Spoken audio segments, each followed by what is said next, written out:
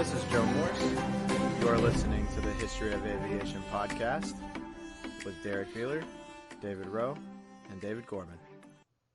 Hello and welcome to the History of Aviation podcast. I'm Derrick Beeler. Thanks for making us a part of your day. In this episode 23, the aircraft we'll be covering today is the Ford Trimotor. Aviation enthusiast, plane spotter, graphic designer, Mr. David Rowe. How you doing, David? I am doing very well. Thank you very much. Glad to be here. Just got back out of the holiday July 4th weekend. Had a little excitement here at the airport. On July the 1st, there was a 4 T-38 Talons that suddenly appeared in the area and landed at the airport for unknown reasons. Had no clue. And come to find out, they did a flyover for a 4th of July celebration out on Boone Lake. And I was lucky that I didn't catch them doing the flyover. But on Wednesday morning after the 4th, I figured they would head back home to Texas where they were from. And sure enough, 9 a.m. in the morning, I get to the airport. Pilots are in the seats, huffer carts starting engines, and I got video of them starting and departing. So had a good little weekend of talent action at the airport. So good.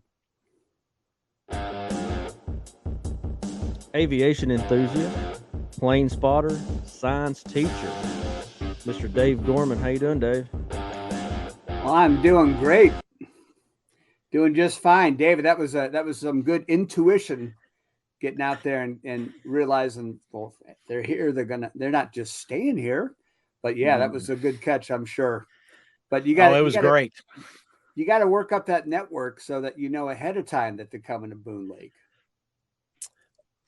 Well, that's the thing. As far as I know, there was no advertising for it. It was called the American Bash. And first time I'd heard about it, didn't know that they were coming, didn't know they were having an event. And now I know. So I will be checking for it next year. Absolutely. Maybe reach out and let them know. You'll be glad to video and promote it on your, we can promote it on this if we have to. That would be awesome. Exactly. Good job. Yeah. Well, it's good to see everybody. I did not do much aircraft wise here lately. I did a little bit of traveling and saw some live music. That's my other passion. I have a brother who's a musician, and his new band is called Bagmen. And I drove down to Birmingham, Alabama, and then up to Chattanooga and saw them on back-to-back days last week, Thursday and Friday. That was very, very cool. They opened for a band called Driving and Crying in Chattanooga, which is an old Atlanta band that I'm familiar with and love. It's cool to see. And then my nephew's band, the Kind-Hearted Strangers, played over near Statesville, North Carolina last Sunday. And I hadn't had enough, so I drove over there for that. So that was fun. On the way back, I spent the night at Buddy's house in Winston-Salem. On the way back, David, I thought I would stop by the museum there in Hickory. And naturally, of course, it's closed on Monday. So my timing was perfect. But I did get to see from outside the fence some of the things they had. And the terminal was open, the old terminal, I guess. They've got some exhibits in there that I could see, but I was not able to go out to where the planes were. So, but just the same, it was still cool. And happy 4th of July, everybody. That was I don't know what it's like in your neighborhood, but they celebrated hard where I live. Same here. Yeah, my dog was not happy. Not happy. Speaking of celebration, let's talk about this plane because this is another iconic aircraft, right, Derrick? It is very much so. Yeah, coming up on 100 years old. Well, we're 10 years out. Was it 20? No, I'm sorry. You're right. Yeah, 26. So we're almost 100 years. It's amazing. Yeah. No, and it's still working today. It's pretty amazing. It had a short window of active duty, so to speak, as an airliner, but it found uses well beyond the airline capacity. And, like I said, it's still flying today. I've actually flown in Trimotor 3 times. So it's a great ride, and it's a lot of fun. So if you should find one at your local airport, take a ride, because it's a nostalgic ride. That sure is. And the nice thing is there are a couple of them that do national tours. They come to an airport close to you, and it's not too expensive. I think I paid $70 last year, or 2 years ago rather, for a flight out of Knoxville. And it was a nice leisurely 20-minute flight over downtown. It was awesome. It was fantastic. The only seats like 9 people, so it's not crowded. You've got a window seat. Every seat's a window seat basically, and it really is. It's a relaxing way to fly. That's for sure. Well, and that's part of the charm of it. Is it's one of the things that made it what it is today. Is Henry Ford bought up a company, Stout Machine Company, and from Bill Stout, and took his design for an airplane and said, let's put 3 engines on it and make it safe and sturdy, and we'll have a winner here. And sure enough, it fit the bill, and it proved to the public that planes could be safe. You could travel. This was a legitimate way to travel: trains, cars, and now airplanes. Well, yeah, if you think back about the time this was being developed, aircraft were, usually a pilot was the only person aboard. Maybe it was carrying mail, things like that. It wasn't really passenger travel was not really an easy thing to do. And so this was a purpose-built passenger plane. But it had some features that were really kind of, I thought, unique. It turns out all metal aircraft had been built before, and there were trimotors before the Ford Trimotor.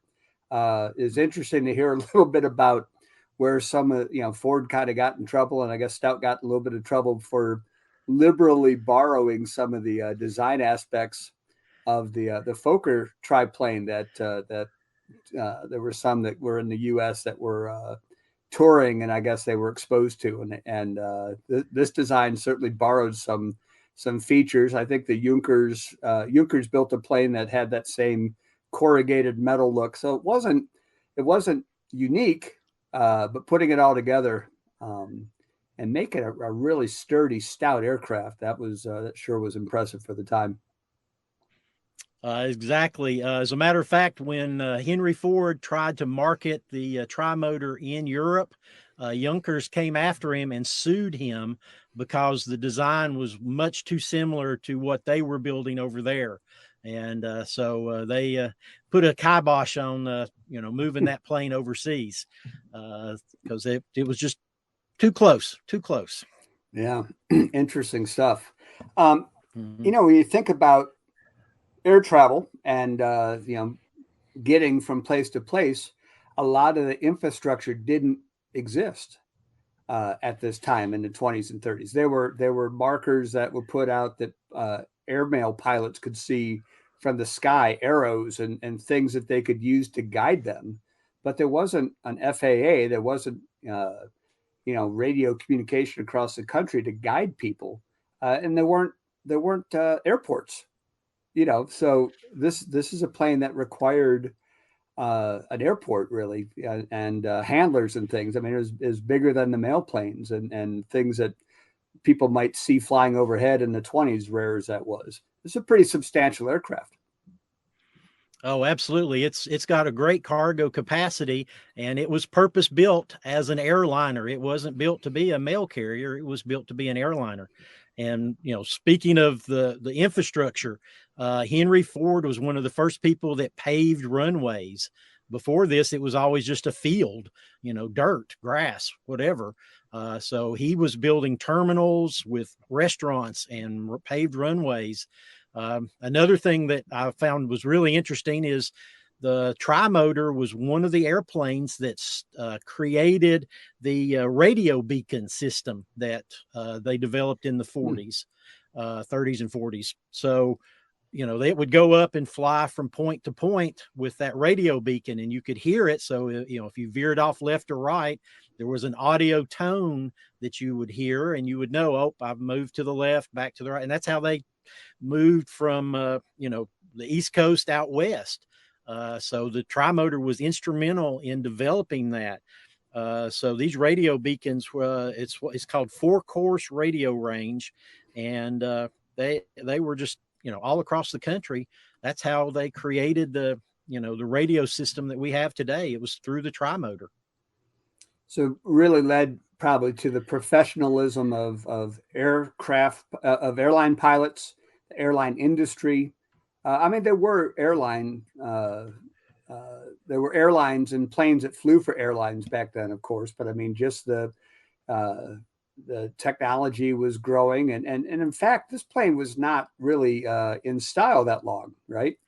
It was considered obsolete within just a few years, really. Yeah, it's started flying in 1926, and by 1933, you had the Boeing 247 and the Douglas DC-2 were introduced, and they could all fly higher, faster, and further than the Trimotor, and they supplanted it really quickly. And that's why, like I was saying, the Trimotor moved over to the cargo realm and for other uses. So it filled other niches that these other planes, as they took over the airline routes, the cargo aspect became the main feature of the Trimotor. And that's probably why so many still survive today, right? Well, absolutely. They were used in just all kinds of stuff. What was it? They ball uses. Here we go. Well, no, that's the wrong one. Where'd I put it? Now I've got a list here of some of the things that it was used for, and I can't find it, of course. Oh, here we go. So it was used as a crop duster. They put tanks in it, dust crops. They could use it as a borate bomber or a water bomber to fight fires. And they also used it as a parachute drop for the firefighter, aerial firefighting, smoke jumpers. That's the word I'm looking for. So, it found other uses that were, unknown at the time, but they found uses for it.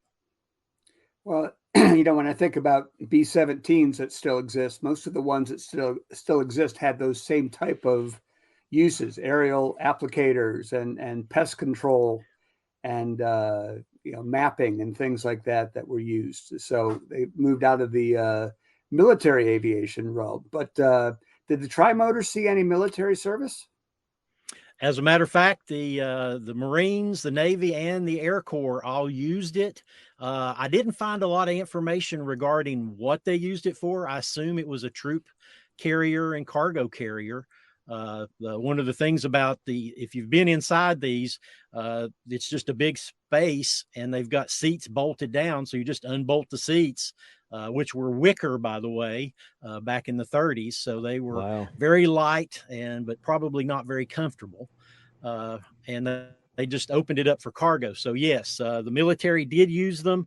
They called them the C3, C4, and the C9 in the Air Corps. And the Navy called them the JR1 and 3 and the RR1 to 5. But that's about all I could find on the information. Is what they were actually used for, I don't know. Mm-hmm.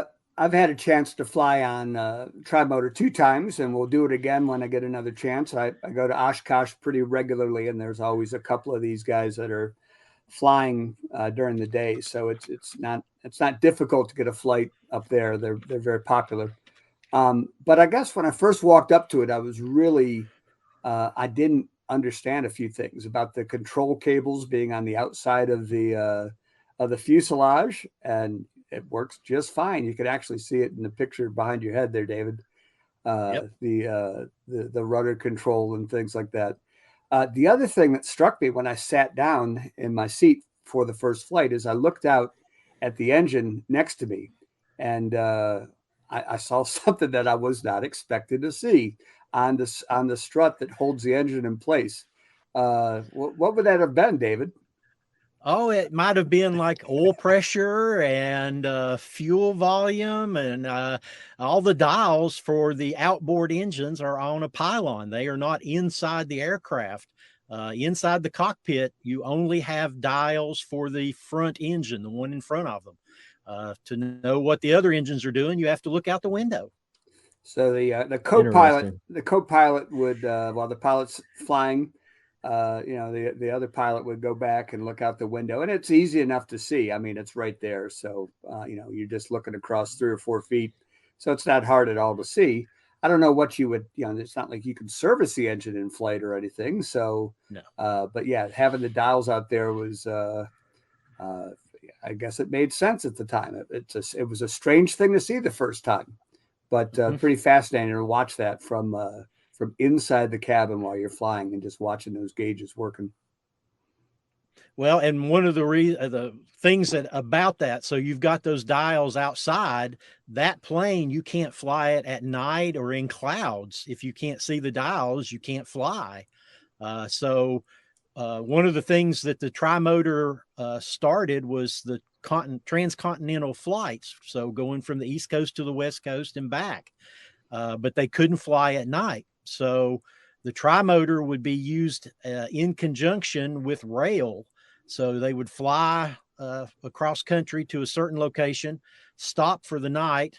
The people would get off the plane, get on a train, and the train would travel overnight to another city further down where they would meet a second Trimotor, get into that plane, fly again. And you could get across the country in about 2 days by this plane and train situation back and forth.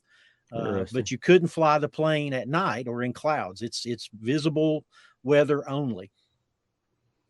And this plane had without refueling, had a range of 500 miles or so, right? Correct. I think I read that. Yeah. And it's not a very fast flyer either. I mean, 110, 20 miles an hour, probably cruises at 100. So it's not fast. Again, that's why it was supplanted so quickly, is because, technology advanced and suddenly you've got what would become the DC-3 sitting out there. And the DC-3 just was the perfect airliner for the 40s. I saw a statistic that was kind of sad, really. It surprised me a little bit. It said that in 1929, they sold 86 Trimotors. 199 were built. 86 sold in 1929. And then 3 years later, they only sold 2. Well, the Great Depression set in and pretty much killed Henry Ford's desire to keep this plane going. I think if he had the desire, he could have made some changes and upgraded and moved this plane on to another type or another advancement. But I think he decided that cars were his thing, and aviation was good, but let's focus on cars. And he let the Trimotor go away.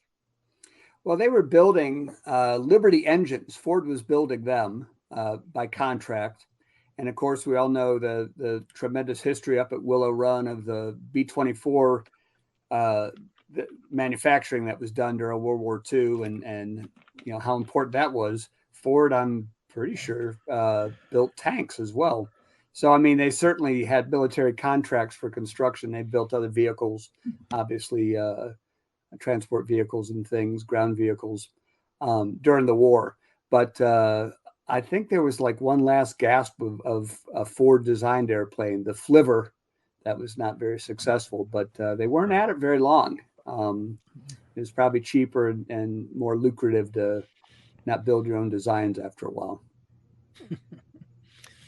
Yeah, I think the market was really hard. And again, it's depression. So, you're not going to sell a lot of planes.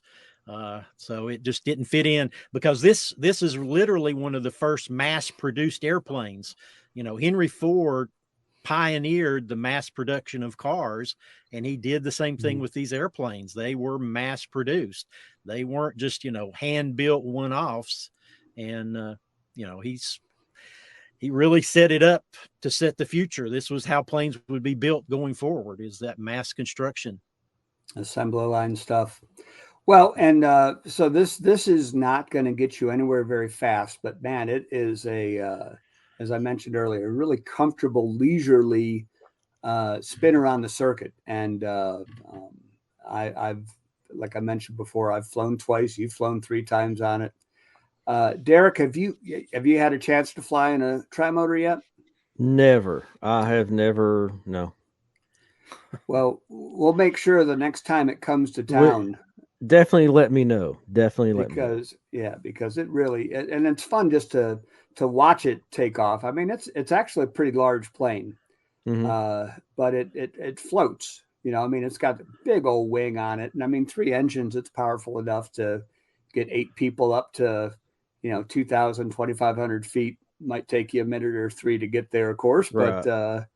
it really is it's a very pleasant ride and very, very smooth, and you can look right up between the pilots and somewhat through the cockpit, see what they're doing up there. There's no door between you and the pilots, so that's a little bit unusual.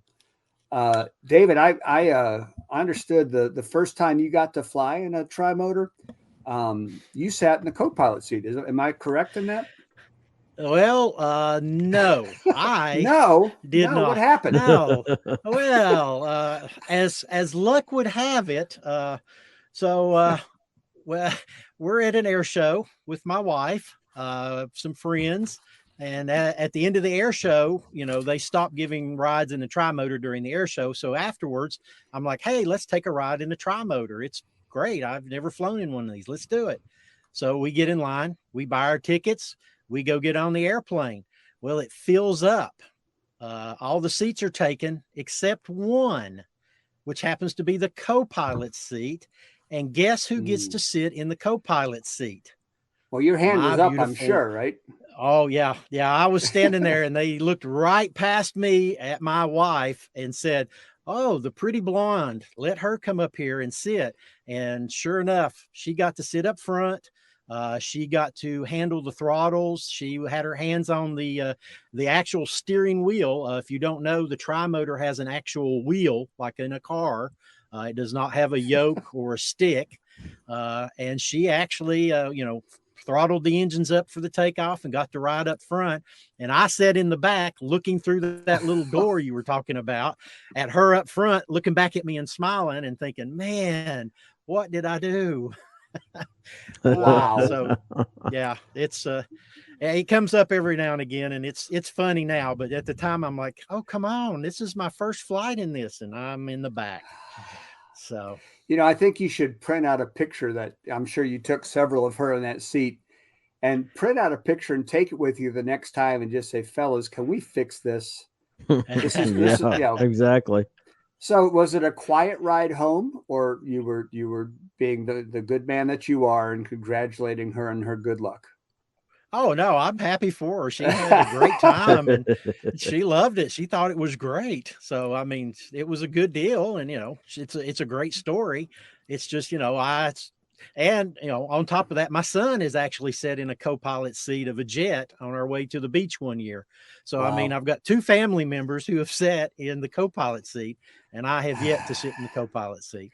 Well, So, it is indeed a great story, and I'd heard it years ago. I'd forgotten about it, and somebody I was talking to today reminded me about it. So, but another shout out to our buddy Bruce, who leaves no stone unturned when it comes to throwing them at us. So. Here's the thing. Now you can say, listen, I'm one of the hosts of History of Aviation podcast, so move out of the way.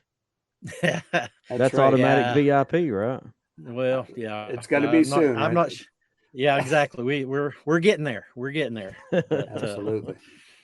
So well, no matter where you sit, you got a great view of things, and it's just a fantastic.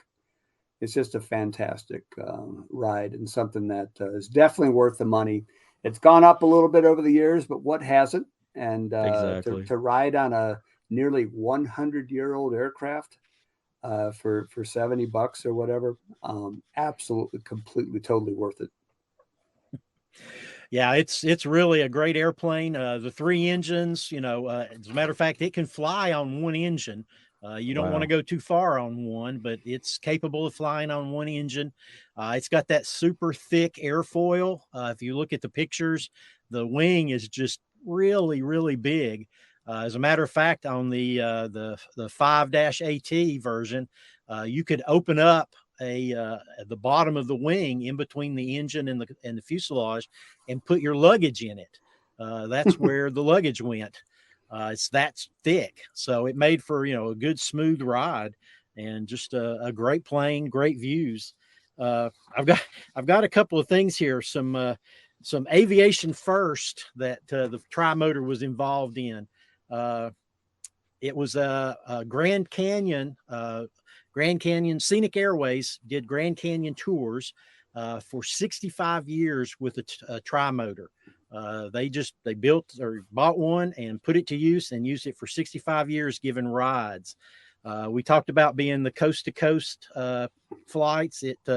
TWA was one of the early airlines that picked it up and made it a cross country flight. It was the first airplane to fly over the South Pole with Richard E. Byrd.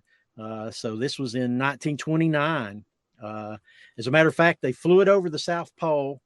They landed it in Antarctica and left it there. And a few years later, Edsel Ford said, "Hey, can you go back and get that airplane? I want to put it in my museum." And you can see that plane that flew over the South Pole in the Henry Ford Museum in Michigan now. This is really crazy. Did you know that they milked a cow in flight in a Trimotor? Well, it's funny you say that. If you see my picture, I just changed my picture. That was the craziest factoid. I can't imagine why somebody thought that was a great thing. But if you're a dairy farmer or you want to talk about the great uses of aviation in the future, this is Elm Farm Ollie. And I think my favorite thing about them doing this with this cow is that they collected a bunch of milk, they put it in cartons and parachuted cartons out of the plane during the flight. And allegedly, Charles Lindbergh, of all people, caught one of the cartons. So maybe they gave it to him. But just an amazing thing about. And next time I get aboard a Trimotor, the Tin Goose, I'm going to have to think about Elm Hill Ollie. Just don't show up with a cow. Oh my gosh! I may drink a glass of milk in her honor aboard the plane. So. Amazing. Yeah, exactly. Well, speaking of dropping parachutes out, the Royal Typewriter Company purchased a Trimotor so they could do deliveries of their typewriters around the country. But to save time, they didn't land and unload.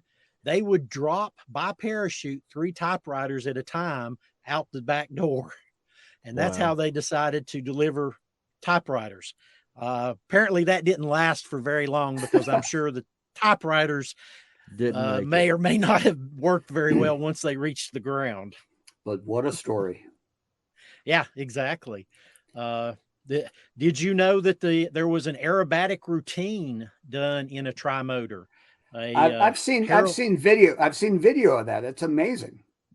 It's just this big giant Trimotor plane doing loops and flips and spins and landing on one wheel, and it's incredible. It doesn't look very smart.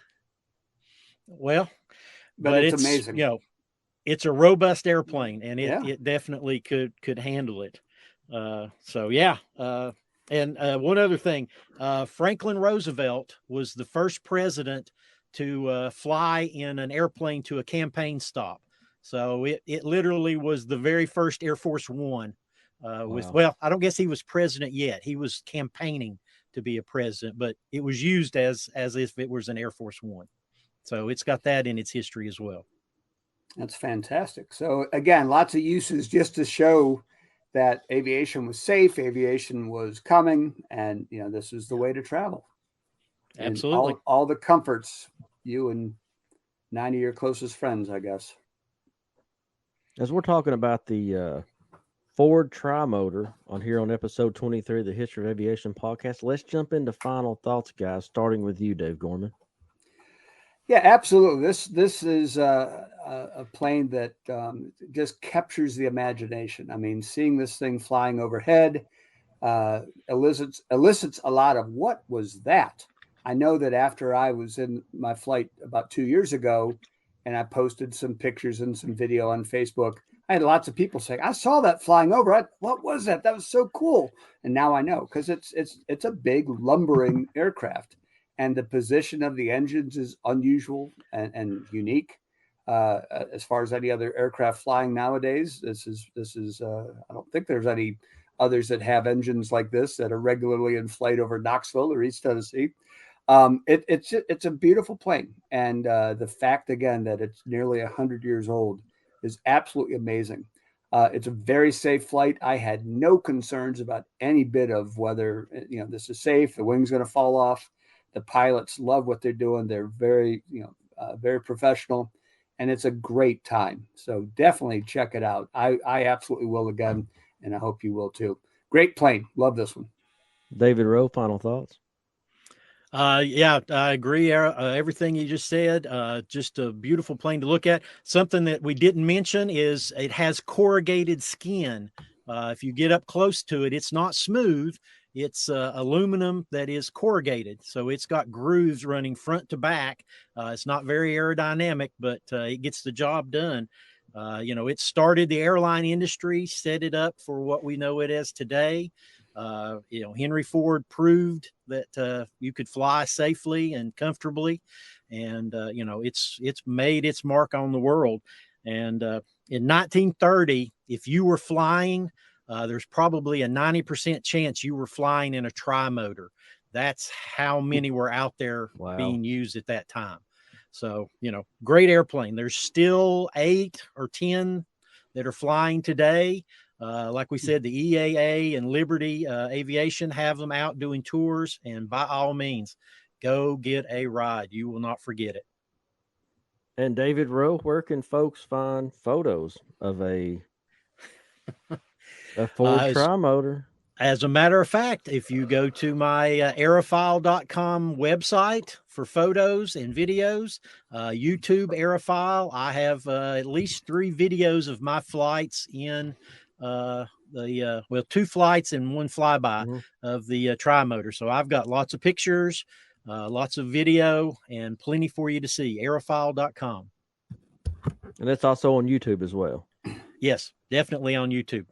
Me inside looking out, you can get a definite feel for what it was like inside the plane.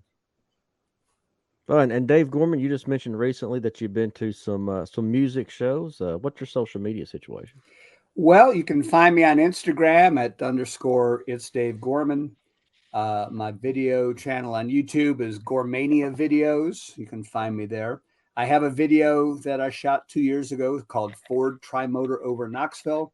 When I see the link to our podcast on our socials, I'll go ahead and add that there just so it's easy to find. 16 minutes of a nice flight from takeoff to landing over Knoxville. So great stuff. Yeah, check it all out.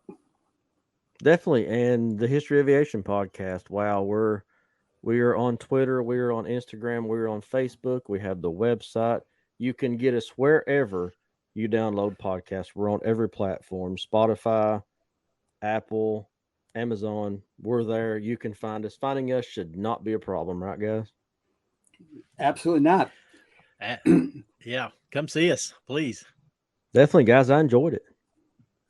Well, it's always a good time talking planes with you guys. And Derrick, if it's okay, if folks have a suggestion of a plane they'd like us to feature, they can drop that in the comments, can't they? They can do that, and definitely drop us a line. In when you look at the comments, you look at the section below the podcast here, you'll find numerous ways you can contact us. You can leave us a voicemail. You can record your own audio feedback and email that to us. And we're looking at in the future definitely doing a feedback section of the show where we listen to everybody's feedback, only if it's good. But anyway. So yeah, we got all that going. So yeah, we're growing and building, and love these airplane conversations. Absolutely. I know we're working on hopefully a visit to a local aviation museum Yes. That will be fun if that can happen, and maybe some other topics of local interest in Upper East Tennessee. So good stuff. Definitely for sure. As long as Dave Gorman does not show up with a cow. With a what? With a cow. Oh, man. All right. Just that picture of good old Elm Farm Ollie. I like it. Oh my gosh. It's good stuff. Yeah, it's. We'd like to thank our newest sponsor, the Mayfield Milk Company. As we wish. Well, I'll reach out to them right away and see what we can come There you go. up with. We could, yeah, definitely. Yeah. Well, I appreciate it, guys. All right. Thanks, Thank everybody. you. I'm going to close out the podcast. So for David Rowe, Dave Gorman, I'm Derrick Beeler. Thanks for listening to the History of Aviation podcast.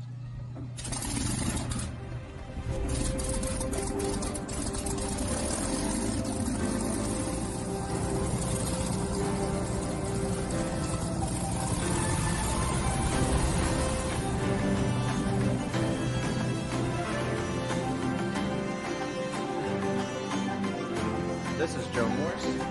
You are listening to the History of Aviation podcast with Derrick Beeler, David Rowe, and David Gorman.